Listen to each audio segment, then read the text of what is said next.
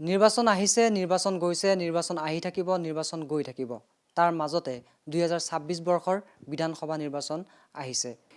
Hello' দিছপুৰৰ এই অনুষ্ঠানত দিছপুৰ সমষ্টিৰ কথা পাতি আছোঁ আৰু বৰ্তমান মই উপস্থিত আছোঁ বিৰোধী দলৰ নেতা, ৰাইজৰ দলৰ কাৰ্যকৰী সভাপতি ৰমেন চন্দ্ৰ বৰঠাকুৰ ডাঙৰীয়াৰ ওচৰলৈ আহিছোঁ।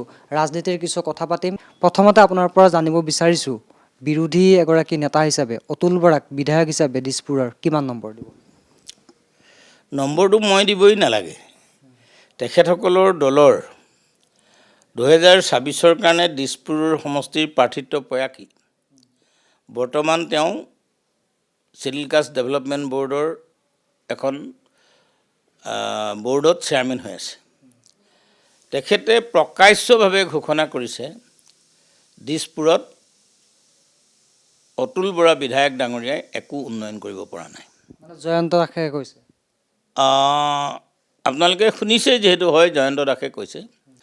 দিছপুৰত খোৱা পানী নাই, বাট পথ নাই, কৃত্ৰিম বানপানীৰ সমস্যাটো আছেই, মাটিৰ বন্দবস্তিৰ কথা নাই। গোটেই আপোনাৰ মানে ত্ৰিনগৰ বোলে, কৈলাশ নগৰ বোলে, ৰোৱাদ নগৰ বোলে, দেৱনগৰ বোলে, মাধৱ নগৰ বোলে, খালি নগৰে নগৰ যেনি তেনি, কিন্তু সেই নগৰলৈ কিন্তু যাতায়াতৰ কোনো ৰাস্তা নাই। মানুহবোৰে যিহেতু মহানগৰ, গতিকে নগৰ বুলি নাম দিছে, কিন্তু নগৰ নহয়। মইতো কৈছোঁ গাঁৱতকৈ তথৈবচ হয়। মই ক'ব খুজিছোঁ, যি ধাৰৰ ওপৰত যিখন চৰকাৰে ধাৰ লৈ আছে, এই ক্ষেত্ৰত কেন্দ্ৰ চৰকাৰেও ৰেকৰ্ড ভংগ কৰিছে, ৰাজ্য চৰকাৰেও ৰেকৰ্ড ভংগ কৰিছে। গুৱাহাটীৰ কৃত্ৰিম বানপানীটো সমাধান কৰিব নোৱাৰাৰ এনেকুৱা কি কথা আছে যে আমি দৰকাৰ হ'লে ধাৰ লৈ হ'লেও গুৱাহাটীৰ কৃত্ৰিম বানপানীৰ সমস্যা সমাধান কৰিবলৈ মই প্ৰতিশ্ৰুতিবদ্ধ। মই আজিয়েই আপোনালোকক হেল্ল' দিছপুৰৰ যোগেদি বিধায়ক হোৱা নাই, নিৰ্বাচনত জিকিব লাগিব, তেতিয়াহে বিধায়ক হ'ব পাৰিম, কিন্তু ৰাইজলৈ এই বাৰ্তা মই প্ৰেৰণ কৰিছোঁ। কিন্তু আপুনি বিধায়ক হ'বৰ কাৰণে বিৰোধী ঐক্যৰ মাজতে এটা সংঘাত চলি আছে নিশ্চয়কৈ। ইফালে কংগ্ৰেছৰ পৰা মীৰা বৰঠাকুৰে টিকট বিচাৰি আছে, ৰাইজৰ দলৰ ফালৰ পৰা আপোনাক প্ৰক্ষেপ কৰাৰ নীতি অৱলম্বন কৰিছে। এই ক্ষেত্ৰত মিত্ৰতাৰ কোন দিশে ভাৰী হৈছে বৰ্তমান দেখা পাব, আপুনি নে মীৰা বৰঠাকুৰ? আপোনাক এটা কথা কওঁ, যি সময়ত ভাৰতবৰ্ষৰ স্বাধীনতা বিচাৰি আন্দোলন কৰিছিলে মানুহবোৰে, তেতিয়া স্বাধীনতা পাম বুলিহে আন্দোলন কৰিছিল। কিন্তু সেই সময়ত কিন্তু মানুহবিলাকে কিন্তু তাম্ৰফলি পাম বুলি কিন্তু আন্দোলন কৰা নাছিল। আৰু ময়ো যেতিয়া ৰাইজৰ দলত যোগদান কৰিছিলোঁ, এলায়েন্স হ'ব তেতিয়া জয়লাভ কৰিম বুলি কিন্তু সমষ্টিটোত মই নামা নাছিলোঁ। যিহেতু যোৱা 21ত কংগ্ৰেছ দলৰ হৈ মই হিমন্ত বিশ্ব শৰ্মা বৰ্তমানৰ মাননীয় মুখ্যমন্ত্ৰীৰ বিৰুদ্ধে প্ৰতিদ্বন্দ্বিতা কৰিছিলোঁ। বহুত প্ৰলোভন আহিছিল, বহুত ডাঙৰ ডাঙৰ কিমান কোটিৰ হিচাপ নাছিল, ৰাজ্যসভাৰ সদস্য পদৰ আছিল, প্ৰস্তাৱ আছিল, মই প্ৰত্যাখ্যান কৰিছিলোঁ। আৰু বিপৰীতে 15 দিনত 30,000 ভোট পাবলৈ মই সক্ষম হৈছিলোঁ। বনাছ এলায়েন্স হ'লে মোৰ কাৰণে বনাছ, কিন্তু এলায়েন্স নহ'লেও মোৰ চিন্তা কৰিবলগীয়া বিষয় একো নাই, কাৰণ এলায়েন্স নোহোৱাকৈও মানুহে ইণ্ডিপেণ্ডেণ্ট কৰি নিৰ্বাচন জিকাৰ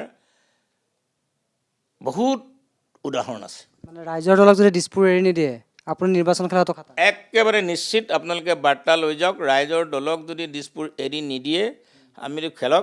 আমি মিত্ৰ জিলাখনত এটাই সমষ্টি বিচাৰিছোঁ। জাতীয় পৰিষদো যিটো আমাৰ আনাডাৰ পাৰ্টনাৰ হ'ব পাৰে এলায়েন্সৰ, তেওঁলোকেও মেট্ৰ' জিলাত কোনো সমষ্টি বিচৰা নাই। গতিকে কংগ্ৰেছ দলৰো আজিৰ তাৰিখত কিন্তু মেট্ৰ' জিলাত এজনো বিধায়ক নাই।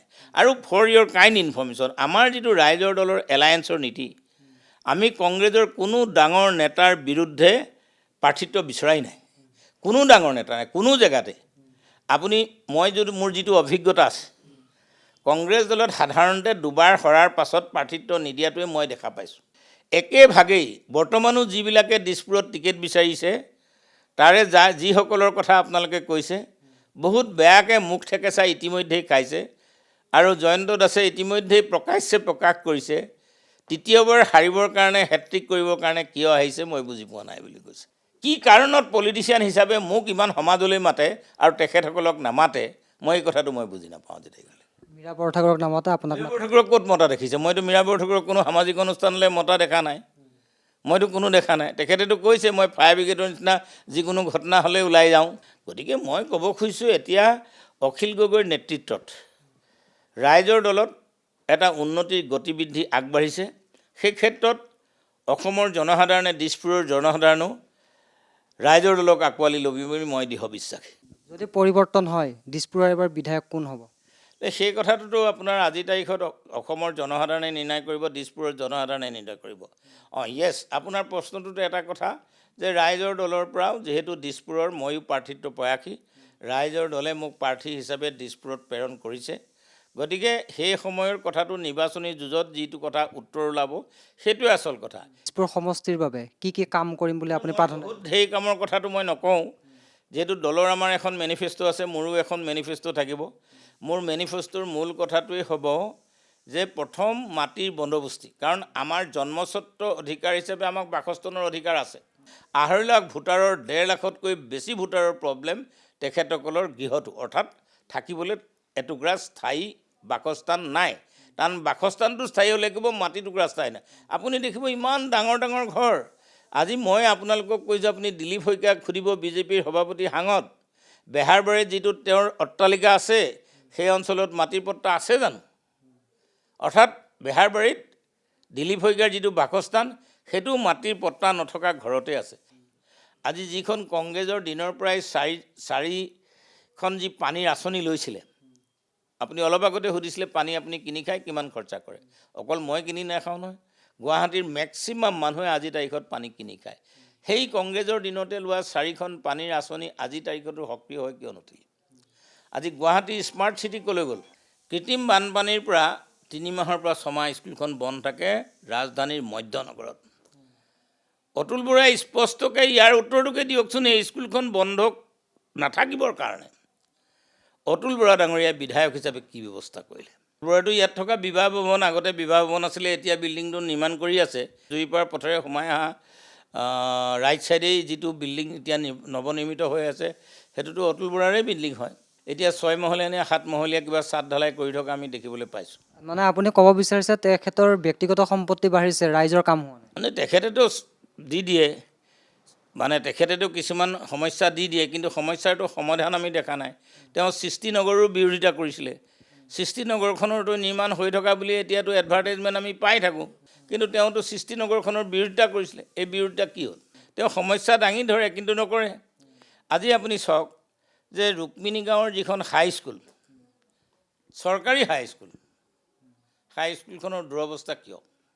আৰু মই এটা কথা, যিজন মানুহে স্বঘোষিতভাৱে কৈছে যে তেওঁ এতিয়া পিঞ্জৰাবদ্ধ এটা সিংহ, গতিকেতো তেওঁৰ পৰাতো আৰু আশা কৰা নাযায়। মই যিহেতু এটা দুমহলীয়া ঘৰত থাকোঁ, কিন্তু তলমহলাটো মই দুবাৰকৈ কৃত্ৰিম বানপানী বিচনাৰ ওপৰলৈকে সোমাই যোৱাৰ কাৰণে মইতো ঘৰটো এৰি দিব লগা হৈছে। গতিকে মোৰ বুলিয়ে নহয়, আজি আমি পানী কিনি খাওঁ। ঘৰত মই প্ৰতিদিনে 200 টকাকৈ কিনিলেও 30 দিনত 6000 পানী কিনো। হিমন্ত বিশ্ব শৰ্মাই যিমানেই উন্নয়নৰ বাৰ্তা নিদিয়ক কিয়, উন্নয়নৰ গংগা বৈছে বুলি নকওক কিয়, উন্নয়নৰ ঘোঁৰা চেকুৰাইছে বুলি নকওক কিয়, কিন্তু এই কথাটো স্পষ্ট যে জয়ন্ত দাসে যিখিনি অভিযোগ দিছপুৰত MLA কৰিব নোৱাৰিলে বুলি কৈছে, সেইখিনিতো আজি তাৰিখলৈকে অসমৰ মাননীয় মুখ্যমন্ত্ৰী হিমন্ত বিশ্বই খণ্ডন নকৰাটোৱে পুনৰ প্ৰমাণ কৰে যে অতুল বৰা দিছপুৰৰ বিধায়কে একো কাম কৰা নাই।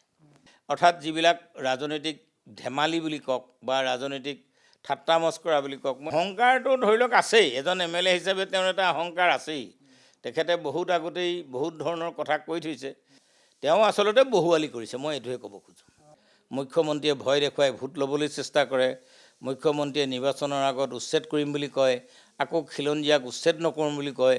কিন্তু মোৰ দৃষ্টিভংগীটো গুৱাহাটীৰ যিমান পাহাৰ অঞ্চলত 85,000 পৰিয়াল আছে, মেক্সিমাম খিলঞ্জীয়া। আৰু যদি তাত ক'ৰবাত 2-4জন পোৱা যায় অসমীয়া মুছলমানৰ হয়তো পাব পাৰে, কিন্তু খিলঞ্জীয়া। গতিকে এইসকলৰ মাটিৰ পট্টাটো অতুল বৰা বিধায়ক হিচাপে একোটো কৰিব নোৱাৰিলেই।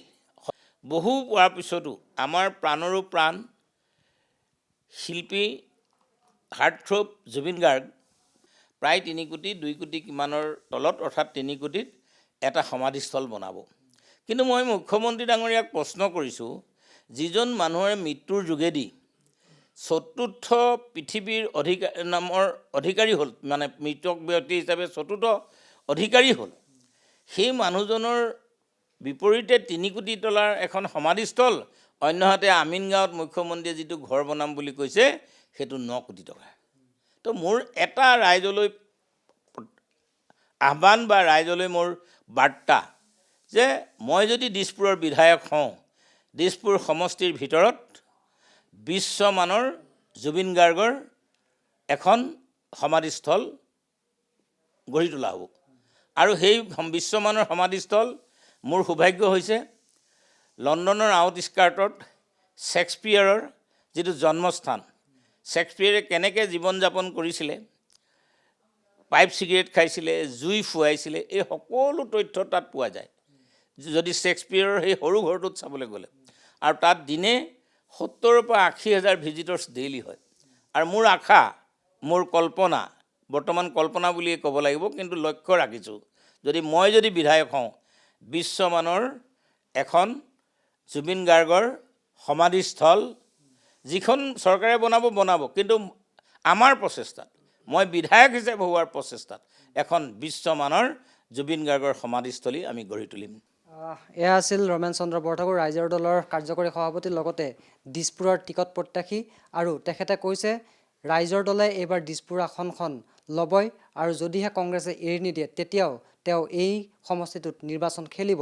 গতিকে পৰৱৰ্তী সময়ত এই যিটো বিৰোধী ঐক্যৰ মিত্ৰতা, এই মিত্ৰতাই কেনেধৰণৰ ৰূপ লয় সেয়া সময়ে ক'ব।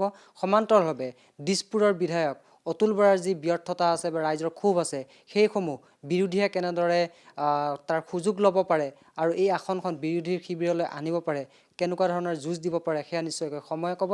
তাৰ বাবে নিৰ্বাচনলৈ অপেক্ষা কৰিব লাগিব।